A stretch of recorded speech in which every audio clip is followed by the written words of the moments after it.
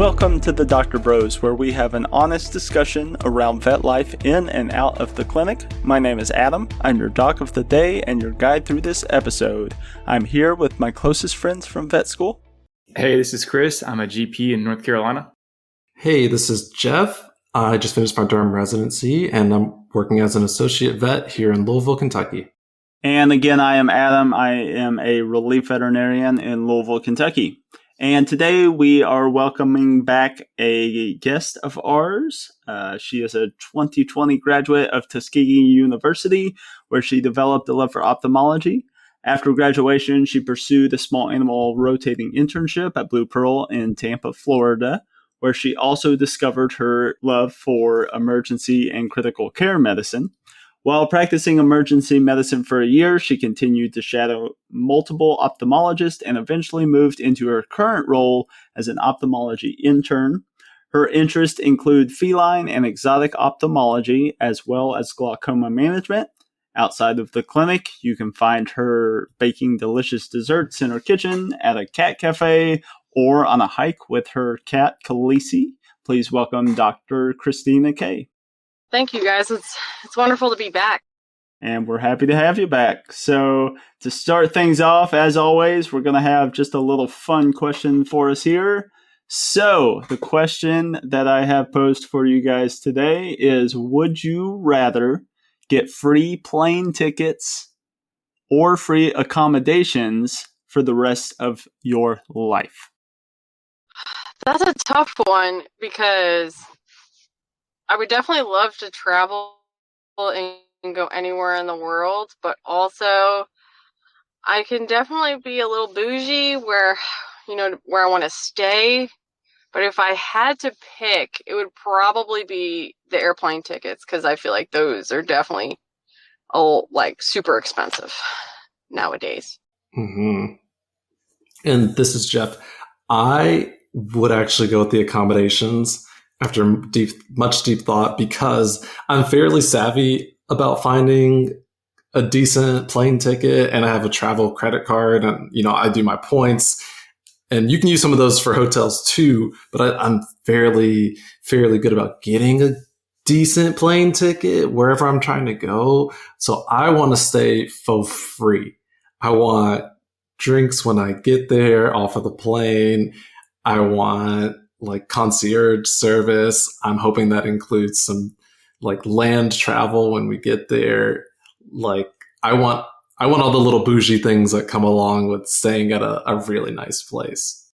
Hey, this is Chris. I agree 100% with JT. I think I can find tickets pretty cheap. Even if we're going with the entire family, I can make it work. But if I can get accommodations, that's key. Especially because then we have, just a bigger room or a bigger place to stay with all the kids and everything, and be more relaxed instead of on a budget. So yeah, I'm all about the accommodations, be more bougie with it. This is Adam, and I would have to go with the accommodations as well. I will pay for a plane ticket, but give me the penthouse, give me the bungalow out on the ocean by itself. Ooh, yeah. Give me what the best that money can buy. So I have to go with the accommodations. It's a win-win question, honestly. Yes. It really is. If only, right? I mean, what I gathered from that is that I need to hit you guys up for, how you guys be booking your flights. That's what I got. All right. So on today's episode, we're going to be diving in, talking a little bit on a little bit more of a serious topic, and we're going to be talking about veterinarians with disabilities. So last time when we had Dr. Kaye on, she had mentioned that she does have some visual impairments. And when I found out that I was going to be the doc of the day, we kind of talked on this before we started recording. I was chatting with her a little bit and told her that I actually also have a visual impairment. I have ocular albinism, which does affect my vision even with corrective lenses. So we were kind of touching on similarities there, but I found it really interesting from the last time we talked how she took the challenges that she had and she flipped it to use as good, to use in her journey through ophthalmology.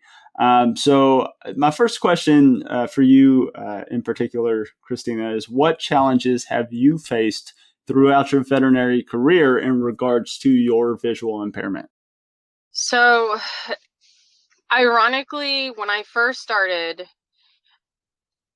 I didn't really even know how to go about it, because in veterinary school, you have to fill out all this paperwork, and, legally they have to provide you with it.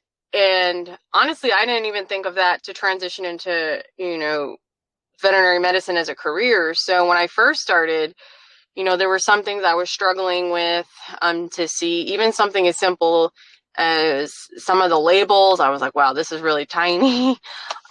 So they actually, after I sat down with my rotating internship HR department, we kind of went through all the things, and they gave me appropriate accommodations. But just kind of making that jump, saying, just because I needed it in vet school doesn't mean I don't need it as a veterinarian, and coming to terms with that and saying, all right, no, this is something that can help me be a better veterinarian. Yeah, absolutely. And I'm glad again that you really persevered there and found ways to push through and find ways to overcome the challenges that you faced along with that. So this is kind of posed to everybody, all of us working in the field. What other common disabilities have you guys encountered with veterinarians or veterinary staff within the field of veterinary medicine?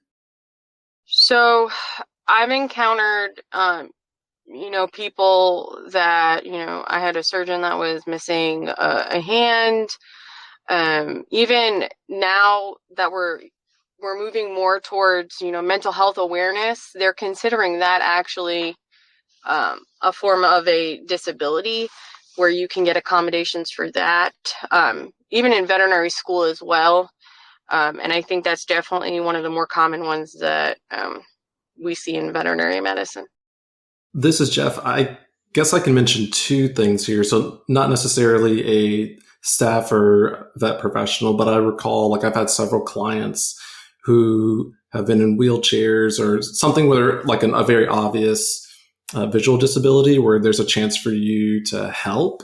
And fortunately, the clinics I was working at, including mine now, we have ramps, what was helpful for them. So things where you can obviously be of use and just opening doors and being helpful.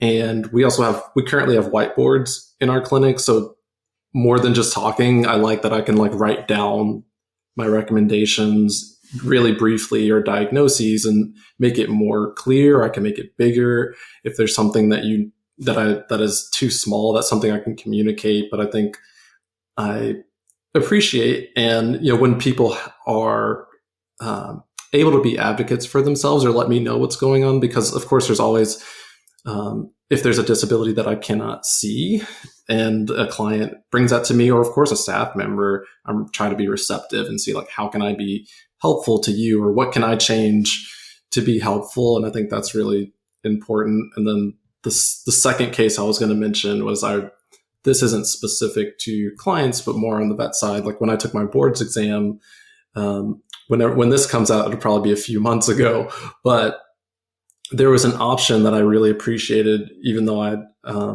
don't have a disability, but to take extra time during the exam, up to double time. So there are people, we took it on a Friday. There are people taking it all of Friday and most of Saturday. So there was at least option for other people, because I know that there's people out there who have learning disabilities or whatever is going on, where you just, you're a great doctor, but you just need a little bit more time to be able to show what you can do. And I just really liked that there were options for accommodations during our tests. Yeah, this is Chris. So for disabilities that I've seen or been associated with, typically the ones I've seen is the ones with people with hearing impairments. Those are the ones that I commonly see. We have some people with in wheelchairs, and we do accommodate those. Actually, our clinic now has expanded, and we have the bathrooms are handicap accessible. So that's the building aspect of things. But for people with hearing impairments, I write everything down for them and try to go over it slow. I know I have an elderly client He's got hearing aids, but he still doesn't hear very well, and he's the sweetest guy. And we're like I feel like I'm yelling, and I'm not wanting to get loud, but I feel like I have to yell at him.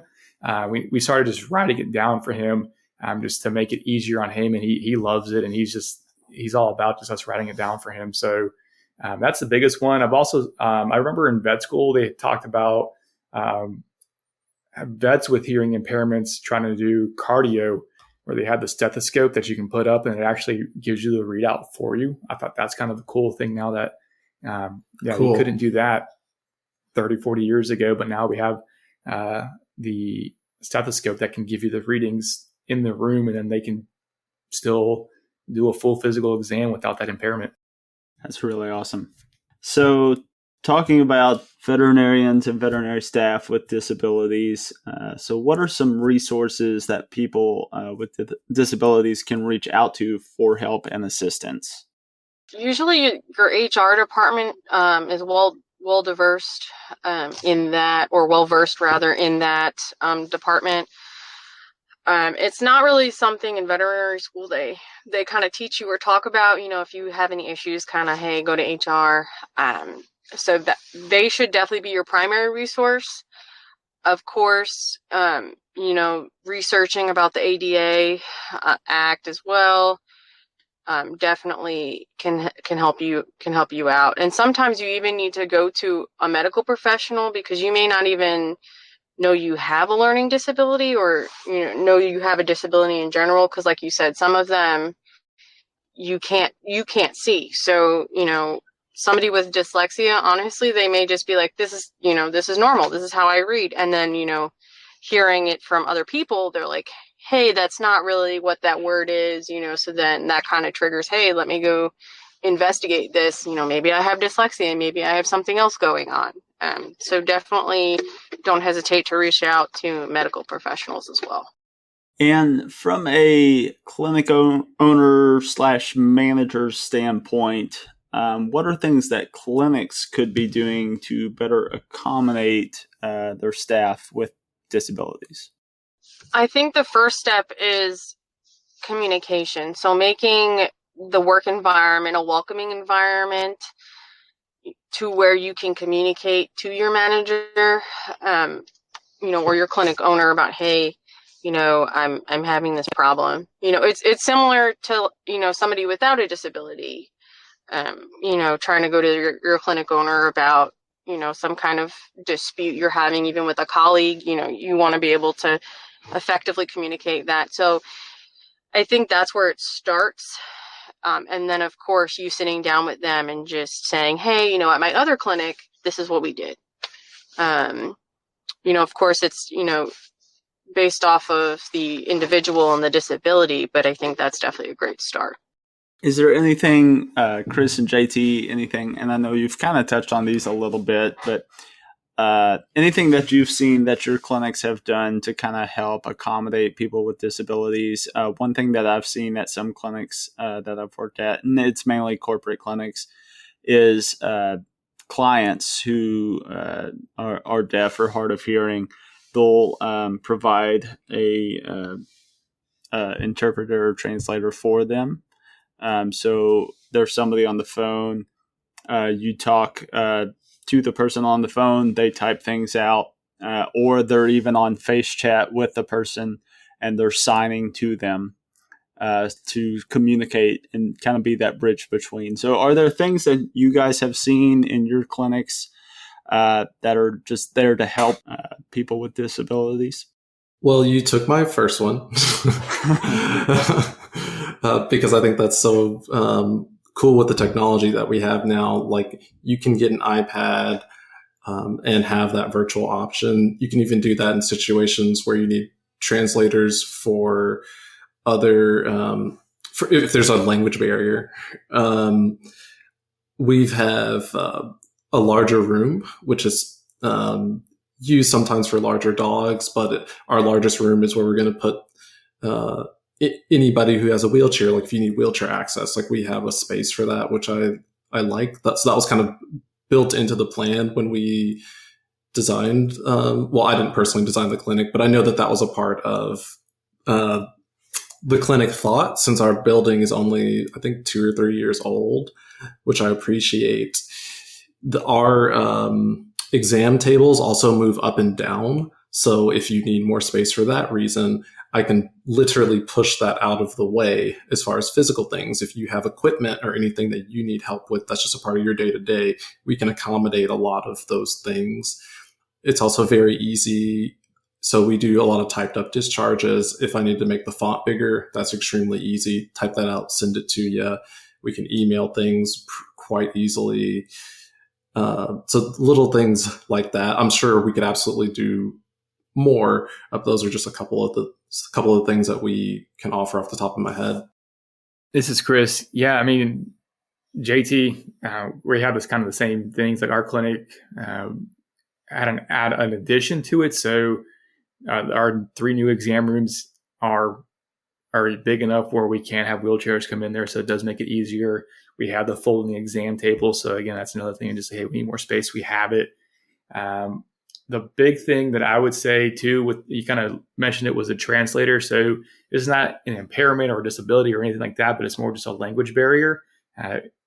Now today with technology, with Google Translate, you can literally have an entire conversation back and forth and figure out the issues so much quicker with just Google Translate. And it's been awesome. I've used that a handful of times now.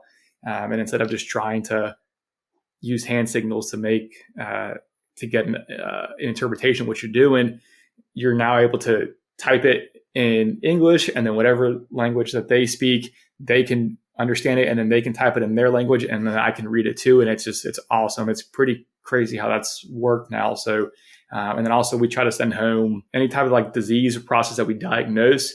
We try to send them home with the translation of what that disease is, like parvo or glaucoma, whatever it is. We can do Google Translate and it'll translate the entire document for us. And then you can send that with the client, and that helps out a lot.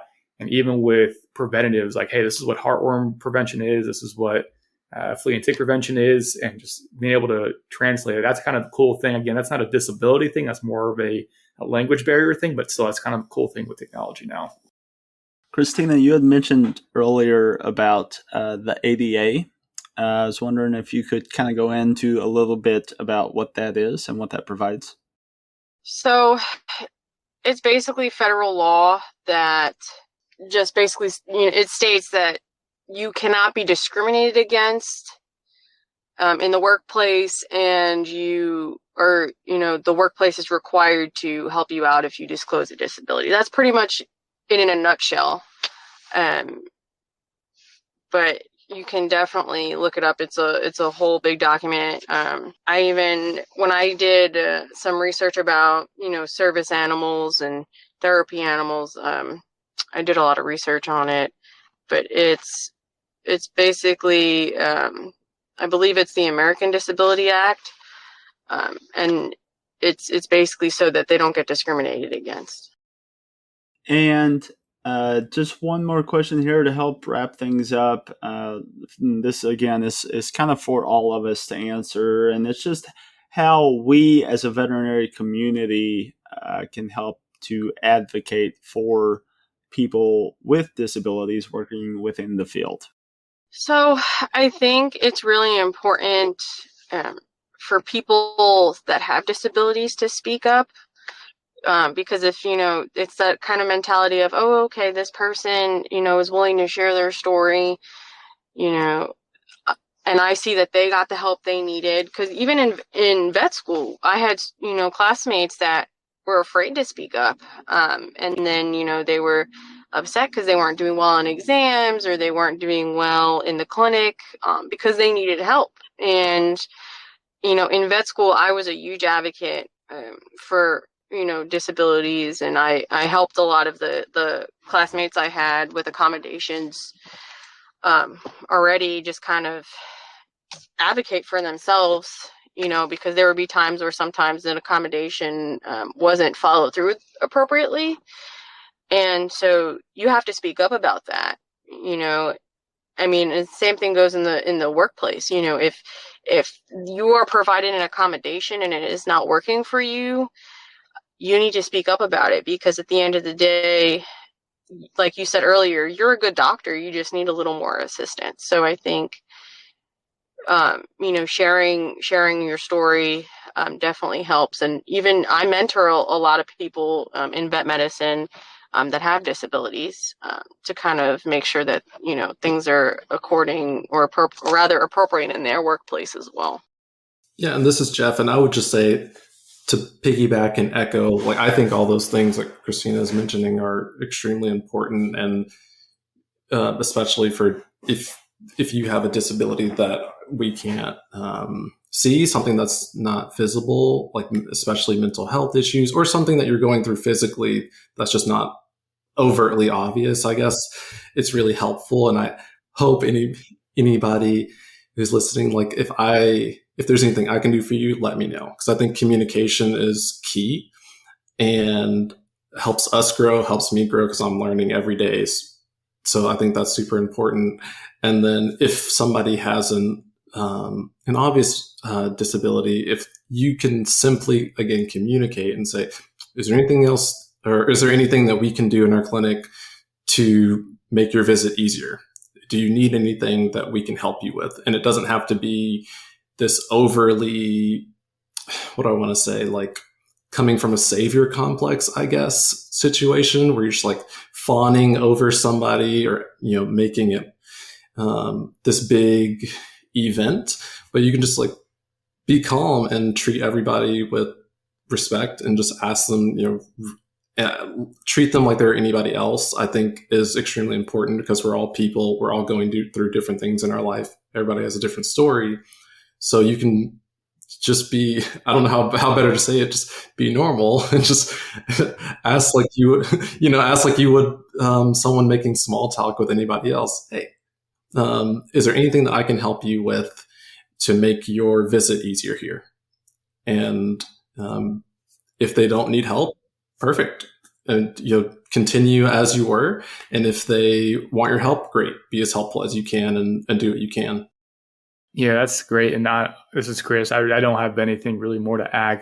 You guys pretty much summed up everything. I mean, just be a helpful person when you can, and definitely on the other end, just communicate. I think that's the big thing, is people get upset sometimes, and it's like, well, it's just lack of communication. I think if you can communicate, that solves a lot of the issues. Is just appropriate communication. I think those are obviously great points. Yeah, obviously looking out for those opportunities to step in and help when you can. But again, I think, Christina, you said it best at the beginning, is you got to advocate for yourself. So if you need help, don't be scared to ask. We all need help sometimes. So if you're in that situation, seek the help you need. So thank you so much again for coming on with us again. Well, it was a pleasure having you again. Is there anywhere where we can find you on socials? So of course I have a LinkedIn. It's just Christina Kaye DVM. And then I have an Instagram. I'm usually really active on my Instagram. You'll see some weird eye cases, but also some cool pictures of my animal family. And it's Future and then Optho. So OPHTHO, Dogtor, DOGTOR 917. And there's definitely some really cool and interesting eye stuff on there. Awesome. Well, thank you all so much for listening to the Dogtor Bros. If you enjoyed it, please leave us a 5-star review on Apple Podcasts or anywhere where you listen to your podcast. It would also help us out if you could share this episode with others who may be interested in today's topic. You can also tell us what you want to hear. You can drop suggestions in the comments or shoot us an email at thedoctorbros@gmail.com, or you can DM us at thedoctorbros on Instagram. You can find me personally on Instagram at Dr. Adam DVM. That's DRADAMDVM. Hey, this is Chris. You can find me on Instagram at dr.chrishernandez. That's dr.Chris Hernandez, CHRISHERNANDEZ. And this is Jeff. You can find me on TikTok or Instagram at DermDrJeff, DermDogtorJeff.